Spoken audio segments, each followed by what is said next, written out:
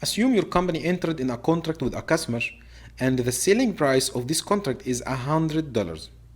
Assume also that the company determined or included in the contract an option to purchase additional goods at a 40% discount.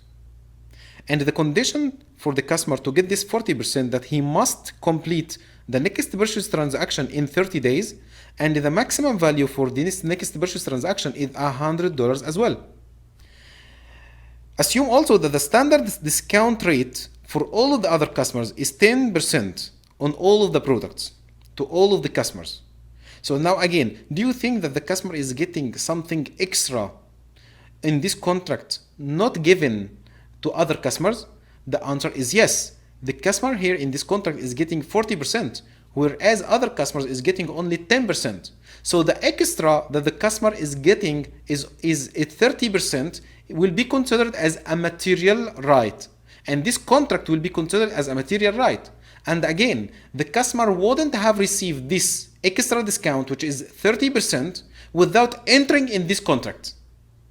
Okay, now, the company estimates that the probability of getting this discount for in the next purchase transaction is 80%. So the company estimated that how much probability the customer is going to place the next purchase order? It is 80%.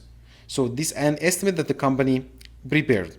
Also, the company determined that the average purchase value is $50. $50. So this is $50. This is the average purchase value of any order the customer is placing. On average is $50. So now the question here is how to account for this transaction under IFRS 15. Let's apply IFRS 15 model, the 5-step model. Number one, do we have a contract? The answer is yes, we have a contract between two parties, the company and the customer. The company agreed with the customer to deliver a product and services and agreed to give the customer also a discount on the next purchase transaction. And the customer agreed to pay today $100. So this is the first step. The right and obligations of each party is clearly determined. The collections is already done, so it's the customer paid today. So the contract clearly stated the obligation and right of each party. The company is going to deliver the product and the services, and also is going to provide additional or extra discount on the next purchase transaction. And the customer is going to pay to the company today $100. So the rights and obligations of each party is clearly stated in this contract. So this is the first step. Step number two, how many performance obligations in this contract? Actually, there are two performance obligations in this contract. The first obligation is the product that the company is going to deliver, and the second performance obligation is the additional discount that the company is going to give to the customer in the next purchase transaction. Third step is how much is the transaction price? It's $100, and the customer already paid today $100. Fourth step, that we need to allocate this $100 over the two performance obligations that we have determined. So this is the calculation that we are going to do right now. So how much is the selling price? All in all, it is $100.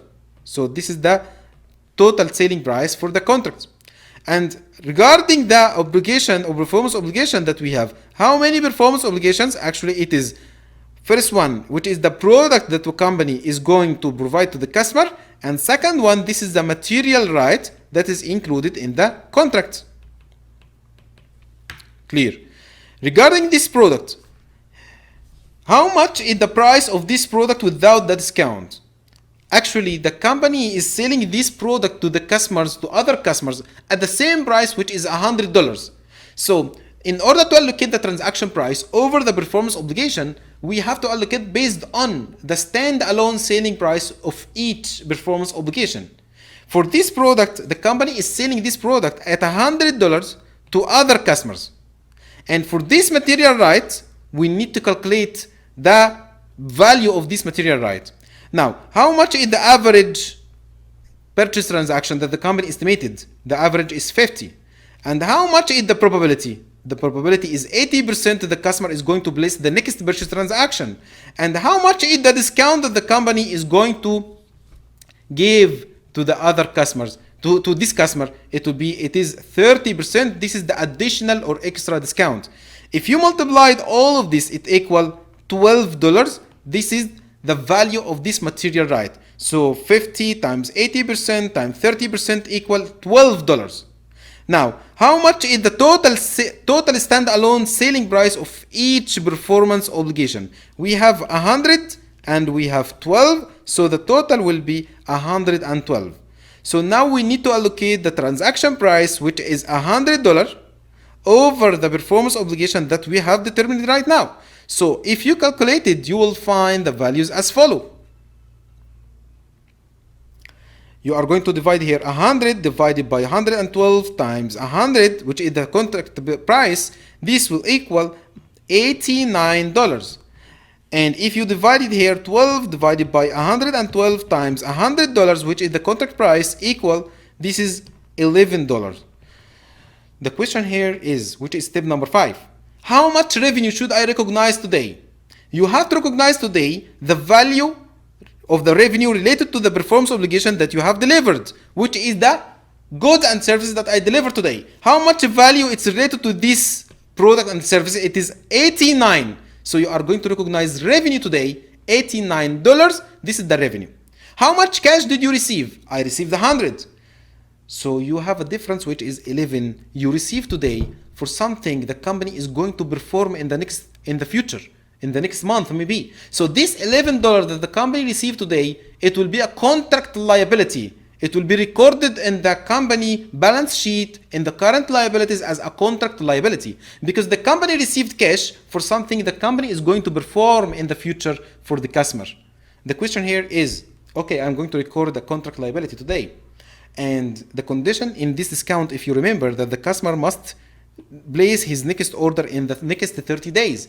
What if the customer didn't place his next purchase transaction within 30 days? So the customer will not ask for this extra discount. The customer doesn't deserve this extra discount. And this contract liability that the company recorded today, which is $11, after 30 days, if the customer didn't place his next purchase transaction, this $11 will be recognized as a revenue.